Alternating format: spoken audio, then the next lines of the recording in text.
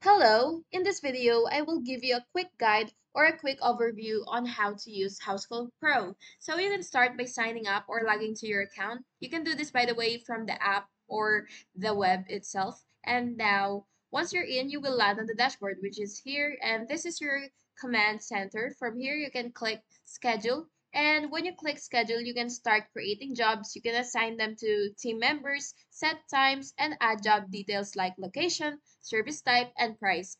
Now, for customers, you can add or manage your clients and then go to invoices, which you can find on the settings, and just click the gear icon right there and then wait for it to load. And now, once you're here, you will have to navigate to invoices. And invoices, by the way, it helps you send bills and get paid, and you can send invoices via text or email.